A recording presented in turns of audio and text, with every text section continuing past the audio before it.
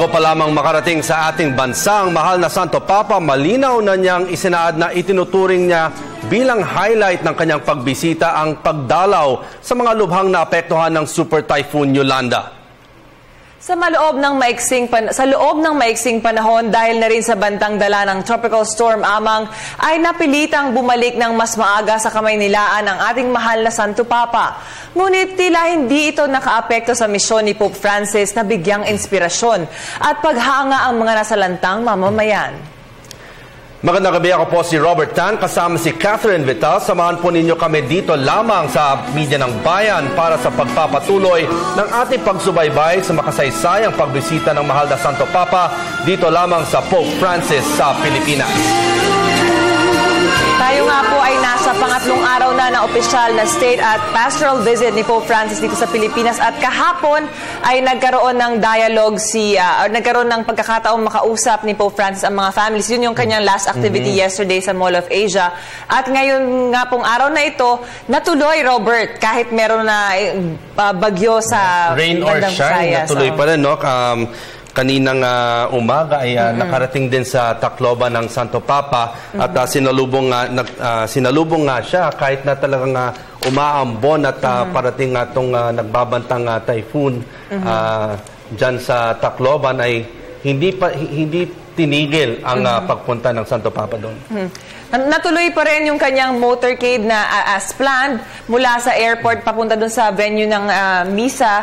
At ang mga tao, syempre, pagkatapos maghintay ng ilang buwan, ng ilang linggo at mahabang preparasyon, syempre ay tuwang-tuwa. And bandang 9:05 nang magsimula nga ang motorcade ng Santo Papa dyan sa Tacloban na papunta sa talagang makikita mo parang sea of yellow cheers kasi kahit yung ating mga kababayan doon ay naka-raincoat na rin, At makikita rin natin mamaya pati si Pope Francis ay nagsuot na rin ng raincoat dahil talagang umuulan. At malakas din yung hangin sa Tacloban, Robert. Kaya makikita natin na buti na lang, handang-handa ang lahat, rain or shine, kung ano man yung magiging scenario, talagang napaghandaan namang lahat. Ayan, makikita po natin yung napakainit na pagtanggap sa ating mahal na Santo Papa pagdating sa airport kanina sa Tacloban City. Ayan po, sa loob pa lamang ng airport ay napakarami na talagang naghihintay sa ating mahal na Santo Papa. And we're very happy, Robert, na natuloy pa rin dun sa kanyang trip sa Tacloban City at sa Palo Leyte ang mahal na Santo Papa. Kasi few days or even nung una niyang pagdating, may mga haka-haka dahil nga sa pagbabanta ng Typhoon Amang na baka hindi matuloy ang Santo Papa kung hindi talaga makakapag-take off at land ang eroplano. Pero God willing, ayan nga po ay natuloy ang kanyang trip sa Visayas. But yun nga, yung nailing natin na sinabi nga ng Santo Papa, talagang focus niya, talagang pagpunta dito sa Pilipinas ay makarating dyan sa Tacloban dahil nung siya ay nasa Roma nung time ng Typhoon na Yolanda na narinig niya yung nangyari dito sa Pilipinas, ay talagang naramdaman na rin niya ang hirap dito at talagang nag-alay siya ng prayer sa ating mga kababayan at sinabi talagang pupunta siya dito. At ito nga ay napakaswerte po ng ating mga kababayan at nakarating na rin dito si Pope Francis. At yan again, rain or shine, talagang hindi nagpatigil si Pope Francis. Talagang pumunta siya. Oo nga, sinabi niya nga rin, Robert, na I'm not afraid of the rain. Hindi niya kinatatakutan ng ulan. At noon nga rin, katulad nga ng sinabi mo, nung panahong napapanood niya siguro sa iba't ibang telebisyon, naririnig or nababasa sa internet at sa mga pahayagan, yun nangyayari dito sa Pilipinas, kung gaano kalaki yung pinsalang nagawa ni Typhoon Haiyan or ni Typhoon Yolanda sa Pilipinas, na lalong-lalo na sa Tacloban City at sa Palo Leyte at iba pang mga probinsya. Talagang sinabi niya, nagkaroon siya ng pakiramdam na kailangan nandun ako sa mga panahong iyon. And few months later, ayan nga po ay natupad na yung kanyang sinabi na pupunta siya at bibisita siya para rin maging, kumbaga, ray of hope sa ating mga kababayan. Pagkatapos nga po nitong motorcade, ayan po ay makikita nating papunta ang kanyang motorcade sa venue po ng misa kung saan libu-libong mamamayan natin ang naghihintay para makiisa sa kanyang misa sa Tacloban City. Ayan, naka-raincoat na po ang ating mahal na Santo Papa dahil po napakalakas talaga ng hangin. Tropical signal number 2, Yes. si Typhoon Amang. Ayun, so nakikita natin ngayon na nagsimula na yung pag-umpisa ng misa na gagawin ng ating Santo Papa dyan sa venue, dyan sa Tacloban. And similarly dun sa behavior ng ating mga kababayan dito sa Maynila, everything was organized. Hindi po nagtutulakan or nagkagulong ating mga kababayan. Hindi lang siguro bilang siguro pagpapakita na rin ng respeto sa mahal na Santo Papa na alam naman ng lahat ng mga pumunta doon na sila ang lahat ay may intensyon na makita ang Santo Papa at kung magkakagulo ay baka lalo lang hindi nila masilayan ang mahal na Santo Papa. Kanina, Cathy, minomonitor rin natin yung press conference kanina ni Cardinal Tagle kasama si Father Lombardi. At yung maganda yung naikwento ni Cardinal Tagle kanina sa press conference, yung dyan naganap dyan sa Tacloban. Nung una talagang, nung nalaman nila na talagang umuulan dyan sa Tacloban at Tacloban na parang tinanong nila ang Santo Papa kung gusto niya doon sa enclosed area na lang at or mas maliit na venue kasi umuulan at but sinabi niya hindi. Kailangan talagang kung saan ang tao na nag-aantay sa kanya doon siya. At tinanong din ni Cardinal Tagle daw kay Pope Francis kung is this the first time na magsuot ka ng raincoat habang nagmimisa? First time. So talagang unique ang nangyari. Talaga first time ang nangyari dyan sa Tacloban. At yun, nung nakita nga ng ating mga kababayan talagang yung nakikiisa ang Santo Papa sa kanila na kahit na umuulan yung naramdaman ng Santo Papa na kailangan talaga siyang makisama at doon mismo kung saan umaga pa lang ay nag-aabang ng ating mga kababayan dyan sa Tacloban, doon pa rin niya gagawin ang misa. Noon nga pong misa ang ating mga kababayan ay kumanta ng mga waray songs habang po ang ating mahal na Santo Papa ay in-officiate or nilid ang Mass using the English language. Pero Robert, pagdating sa bandang homily, although meron na nakaprepare na mensahe ang ating mahal na Santo Papa na Ingles, meron siyang ginawang kakaiba. And I guess it also goes to show kung gaano kasincere yung pakay ng ating mahal na Santo Papa sa kanyang pagdating sa Pilipinas. Ay, Cathy, nakikita natin nagsimula na yung misa kanina. Ang daming tao. Hindi mong tao talaga ang umaga pa lang ay talagang nag-abang na doon sa venue ng misa. At siguro itong rin daan at libo-libong mga taong ito ang talagang nagdasal na, Lord, pagandahin natin yung panahon para makapag-take off ang plane ng mahal na Santo Papa mula sa Maynila para makarating siya dito. Kasi nga naman talagang kung magkaroon ng aberya, ay baka hindi na natuloy kanina ang flight ng ating mahal na Santo Papa. At dyan kanina, Cathy, nasabi na parang may prepared na homily ang Santo Papa, pero hindi na ito sinunod. At sinabi pa niya kung nagpaalam pa siya, kung pwede niya ibigay ito in Spanish. At baka kanina na napag-usapan na before airing kanina sa ating mga magiging guests mamaya na when you say something from your heart, you actually say it sa mother tongue. Kung Spanish talagang first language ng ating Santo Papa. At mararanasan natin yan sa ating mga kababayan. Halimbawa, meron ako, Robert, mga kaibigan, lalo na yung mga taga-Visayas. Kasi dun sa Visayas, sinasabi nga nila na mas gamay pa nila yung Ingles kaysa sa Filipino. Pero kung talagang kailangan nilang magsalita kung galing talaga sa puso, talagang magbibisaya. Siguro same way for our Holy Pope na dahil nga yun ang kanyang unang salita, ang Espanyol, yun ang kanyang ginamit. At para dagdagan pa ang ating insights tungkol sa naganap kanina, sa mga nakaraang araw at magaganap pa, kasama po natin ngayon sa studio ang Parish Priest of St. Augustine sa Baliwag, Bulacan. Professor din po siya ng liturgy. Kasama po natin si Monsignor Andres S. Valera. Magandang gabi po, Monsignor. Magandang gabi rin po sa inyo. Monsignor, yung pong kaninang pagsasalita, pagbibigay ng homily ni Pope Francis sa wikang Espanyol, ano po ang, sa tingin niyong mensaheng ibinibigay nito? Una po ay ito'y mula sa puso at ito ang napakahalagang bagay na ibinigay niya. Pangalawa ay nakita natin doon kung papaanong ang Papa'y talagang makikiramay. Nagsimula siya sa pagkasabing, sa huli, wala naman ako masasabi kundi isang katahimikan sa mga nangyari sa inyo. Subalit narito ako, bagamat huli, at dumarating pa rin para makasama niyo.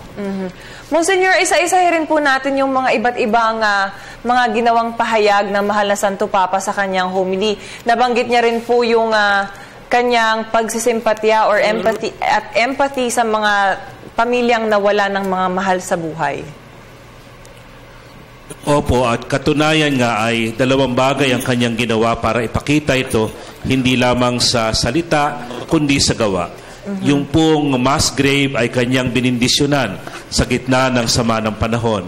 Pangalawa ay pinatigil niya ang sakyan at siya ay pumunta sa isang biktimang pamilya na nawalan ng tahanan para dito. Kaya nga ang kanyang pakikiramay ay tunay na tunay para sa ating lahat. Ito nakikita natin sa kanyang panalita at pagkasabing, narito ako para samahan kayo. Alam po ninyo kumisan hindi naman kailangan ng maraming salita. Ang kailangan talaga ay pagsama. Yung Monsignor, sinasabi rin nga ng Santo Papa talaga, at there are times talaga it's yung silence, yung magiging parang puno-dulo ng strength din when you come together in silence. Opo, at higit pa po rito, ay kanyang sinabi rin na hindi tayo dapat mawala ng pag-asa sapagkat ang Panginoon ay parating kasama natin.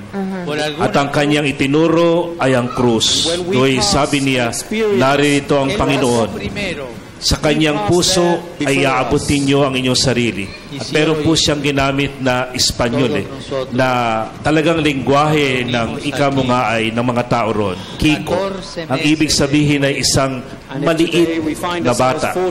At sabi niya, yung parang isang maliit na bata na iniaabot mo ang kamay sa iyong ina, sa iyong ama, sa gitna ng lahat ng ito, para iabot din nila ang iyong kamay sa iyo.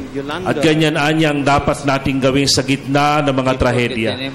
Huwag tayong manghinawa na iabot at abutin ang kamay ng Panginoong Hesus at ang mahal na Birheng Maria na ating ding ina.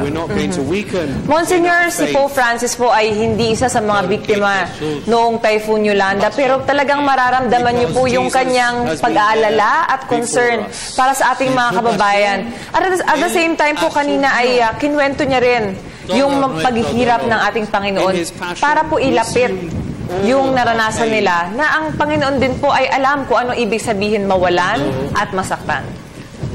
Ito po ang kanyang sinabi sa atin at sinasabi nga niya na ang lahat ng ito, narito si Kristo.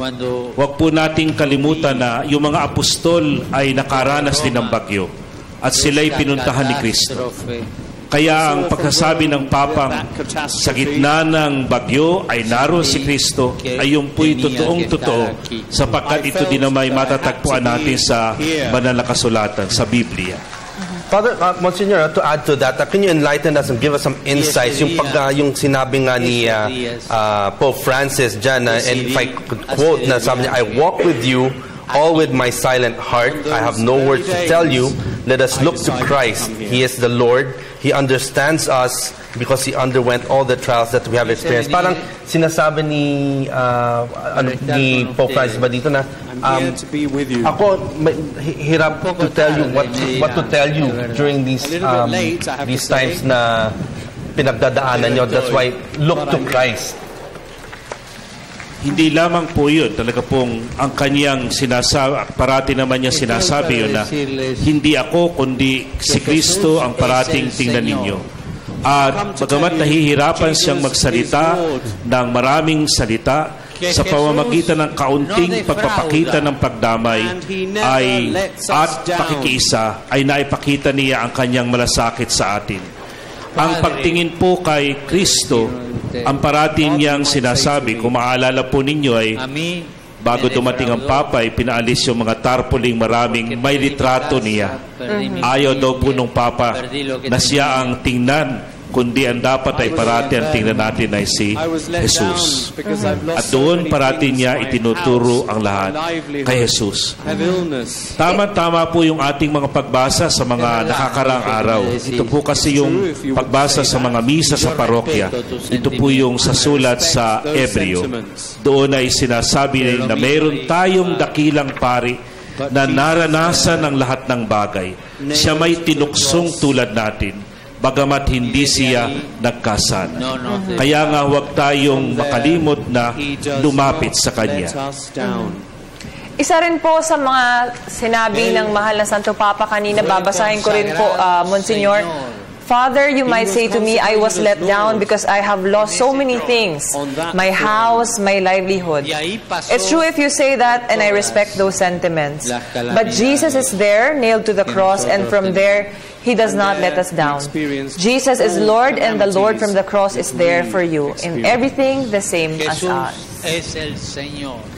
At alam po ninyo, naintindihan ng Papa, kung makikita nyo, nauunawaan ko kayo. Sabi nga niya nung huli, kumisay tinatanong natin sa Panginoon pag ganito, bakit? Why? Bakit ito nangyayari sa amin? Pero ang sabi niya sa gitna ng lahat ng ito'y, ang ibinibigay niya ay isang assurance na si Kristo'y kasama natin. At kailanmay hindi niya tayo pababayaan, maging sa gitna ng lahat ng ito. Nadinig ko po yung isang interview sa isang babae sa Eastern Samar na nakadaupalad ng Papa sa pananghalian. At nawala ang kanyang buong pamilya, ang kanyang ina, asawa, anak.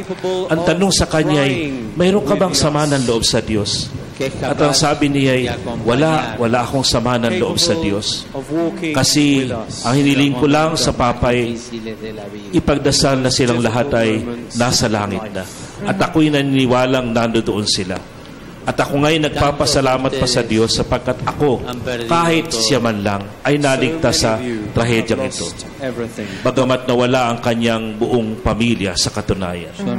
Monsignor, hindi lamang po ito applicable para sa mga biktima ng lindol at ng Typhoon Yolanda, pero in general po sa lahat ng may pinagdadaanan sa buhay, whether physical ailment or financial na problema, pagwalay sa kanilang mahal sa buhay at iba't iba pa. Gaano po ba kahalagahan na meron tayo isang relihiyon or pinangkakapitan in terms of spirituality?